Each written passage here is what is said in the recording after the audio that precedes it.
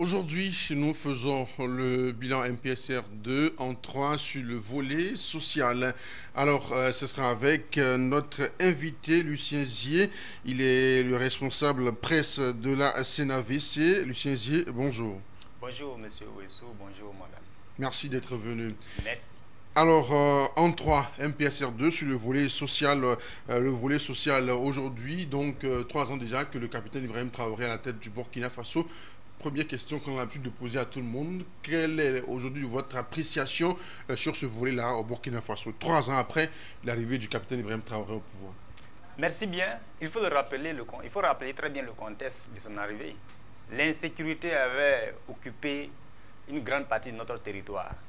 Malgré cela, le capitaine a opéré de grandes réformes dans les différents domaines sociaux afin justement de faire face non seulement aux problèmes, aux aléas d'insécurité sur ces domaines sociaux-là. Donc, notamment quand on parle des domaines sociaux, ce sont les domaines tels que l'éducation, la santé, et également il y a de nouvelles politiques sociales qui est là entreprises. Vous allez voir la politique sociale agricole.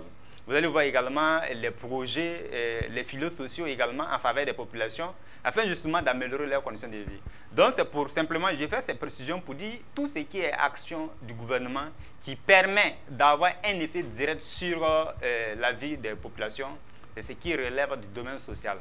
L'appréciation que nous faisons de son engagement, de tout ce qui a été fait par le gouvernement, et il faut dire que nous sommes très satisfaits.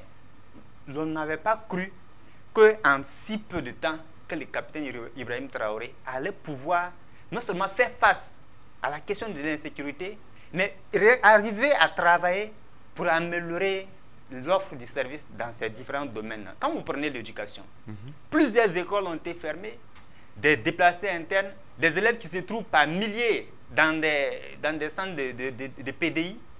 Mais aujourd'hui, quand vous regardez, on a rouvert plusieurs écoles. Plusieurs personnes déplacées internes se sont retournées chez elles et avec la réouverture de ces écoles-là. Mais quand vous regardez même dans le même système éducatif, on a dit qu'il faut faire en sorte que l'école puisse nous ramener vers les valeurs d'État, les valeurs fondamentales de l'État. Ça veut dire, aujourd'hui, on instaure l'immersion patriotique. Vous avez vu, ça a été salué par tout le monde. C'est la volonté du capitaine Ibrahim Traoré à faire donc de l'éducation un pilier de relance. Voilà, non seulement de relance économique, mais également qui permet de restaurer, en tout cas, le patriotisme et l'engagement des Burkinabés pour la construction de leur pays. Quand vous regardez aussi la santé, la dotation en clinique mobile, le renforcement des plateaux techniques, l'offre de soins gratuits à certaines composantes de nos populations, tout cela découle d'une vision qui va faciliter l'accès aux populations à des services qui vont leur permettre justement d'améliorer leurs conditions de vie. Mais je parlerai tout à l'heure des constructions des infrastructures. Vous avez vu qu'ils ont lancé l'initiative présidentielle Faso Mebo. C'est une politique sociale qui vise à permettre aux populations de pouvoir avoir des moyens de se déplacer. Voilà, ceux qui sont dans les zones rurales, puisque l'initiative Faso Mebo vise également à désenclaver, non seulement à embellir, mais aussi à améliorer le cadre de vie des populations. Donc, ça a un effet direct sur les populations. Vous regardez comment les routes sont construites. À Ouagadougou, à Bobo-Guilasso et à Tinkodogo. Et d'autres brigades ont été lancées dans les autres régions. Sans oublier Kaya aussi. Oui, Kaya également. Donc, ce sont des actions que je souligne pour dire que nous sommes très satisfaits déjà de l'engagement, de ce qui est ressorti comme acquis dans son engagement en faveur donc, de ces domaines sociaux-là. Et sur le plan déjà socio-professionnel, on a vu qu'il y a de grands fronts qui ont été ouverts pour amener les jeunes à mieux s'insérer sur le plan professionnel. Quel état on peut faire aujourd'hui sur le chômage au Burkina Faso? Non, quand vous regardez le capitaine Ibrahim Traoré, dans la politique sociale agricole dont j'avais parlé, il a opté, puisque nous avions une population qui est composée de plus de 80% agricole. Oui, 80%, le monde agricole l'a constitue 80% de notre population. Il a opéré une réforme qui est de permettre aux étudiants qui sont dans le système classique, voilà, des universités, de les permettre d'avoir des périmètres agricoles afin justement de produire suffisamment. Je pense qu'il y a eu plus de, je ne me rappelle pas trop du chiffre, mais il y a eu plus de 1000 étudiants qui ont été envoyés à Bagrépol et qui produisent fièrement et qui arrivent à gagner leur, en tout cas le pain de leurs moyens de subsistance. Également, en matière d'emploi, le capitaine Ibrahim Traoré a travaillé suffisamment. Lorsqu'on lance la brigade mobile pour la construction des routes, voilà, façon Meba, on a recruté massivement des gens. Et il y a plusieurs domaines dans lesquels les gens sont engagés aujourd'hui, chose qui a eu un effet direct sur la pauvreté. C'est pourquoi d'ailleurs, vous allez constater que le taux d'extrême pauvreté au Burkina Faso a été réduit. Nous sommes aujourd'hui à un taux de 23%, qui est très satisfaisant. Donc, ce sont des indicateurs qui montrent également à quel point l'engagement de notre gouvernement en faveur donc, de l'amélioration des conditions de vie et aussi permettre à ces jeunes qui sont sortis des systèmes classiques d'éducation, que ce soit le système universitaire, mais qui n'arrivent pas à se trouver un emploi et de pouvoir y aller. Et il a invité la jeunesse également à entreprendre. Et chaque fois dans les discours officiels, on appelle à entreprendre. Et vous voyez aujourd'hui, la jeunesse burkinabé est engagée partout, avec des initiatives individuelles, collectives, afin justement de pouvoir faire quelque chose. Mais est-ce que toutes ces initiatives ont un impact aujourd'hui sur la population? Absolument. Même quand vous regardez la Banque mondiale, c'est la première fois depuis que notre pays existe que la Banque mondiale aujourd'hui salue le modèle de gouvernance de notre pays pour dire que tout ce qui a été fait sous le capitaine Ibrahim Traoré a eu un impact positif sur la vie des populations. Et ce qui a fait d'ailleurs que la Banque mondiale a eu à le féliciter. Quand bien même le monde occidental, c'est-à-dire que l'impréconçu, l'impérialisme et ses forces rétrogrades et autres, sont contre la dynamique. Mais voilà, la situation était bien dépeinte par la Banque mondiale. Pour dire, côté agricole, c'est parce que quand vous voyez que l'amélioration des conditions de vie a été saluée, c'est parce qu'au niveau agricole, que le capitaine Ibrahim Traoré s'est beaucoup engagé. On fait les dons d'intrants gratuitement, on laboure les champs gratuitement, on permet à ce que tous ceux qui veulent vraiment produire, qu'ils puissent avoir des périmètres dans les zones de barrages. Et la réhabilitation et la construction des barrages et toutes ces infrastructures-là ont permis de faciliter vraiment l'accès des populations, surtout le monde rural, à des zones de production agricole. Alors, et ce qui a eu un impact direct. L'autre chose aussi, est-ce que ces initiatives-là ont permis aux Burkinabés de se parler entre eux, de fédérer les énergies et d'aller sur une même option? Oui, quand vous verrez, on parle de l'initiative présidentielle pour le développement communautaire. Avec l'APEC qu'on a lancé, l'APEC, c'est un appel à l'actionnariat populaire, comme le nom l'indique. Les Burkinabés se sont mis ensemble pour dire il faut qu'on unisse nos moyens afin justement de pouvoir asseoir des firmes. On a vu des entreprises, des firmes, des usines de tomates. Même, je pense qu'il y a des mines d'or qui ont été vraiment prises par l'APEC. Mais c'est l'œuvre d'union, de solidarité et d'efforts conjoints des Burkinabés afin justement de travailler dans ce domaine-là. Et quand vous prenez également l'initiative présidentielle face au Meba, allez-y dans ces zones où on travaille les pavés, où on travaille les bétons. Vous allez voir que ce sont les Burkinabés qui se sont unis. Toutes les structures, que ce soit les médias, les structures publiques, les organisations de la société civile, tout le monde se mobilise, même des ménages se mobilisent pour aller dire nous avions l'opportunité de construire notre Faso. Nous avons l'opportunité d'apporter notre contribution à l'édification de notre nation. Chacun vient pour contribuer. Autour de ces travaux, le patriotisme, la solidarité, le sens de l'État. C'est ça la fierté. Donc dans tous les discours officiels de nos plus hautes autorités, ils appellent à l'union, à la solidarité. Et c'est pourquoi aujourd'hui, la lutte contre l'injustice sociale a été une réalité à travers tout cela. Quand vous prenez aujourd'hui le modèle de notre justice, en tout cas, la manière dont la justice était, la justice classique. Mais quand il y a eu des réformes, aujourd'hui, vous voyez, les détenus même qui sont, malheureusement, ce sont les infractions qui les ont conduits là-bas. Mais aujourd'hui, ils sont dans la production. Mais même les détenus sont fiers de produire afin justement de contribuer à l'initiative présidentielle agro-silvopastorale. La classe dite défavorisée en temps est devenue aujourd'hui, est revalorisée aujourd'hui. Absolument. D'accord. Absolument.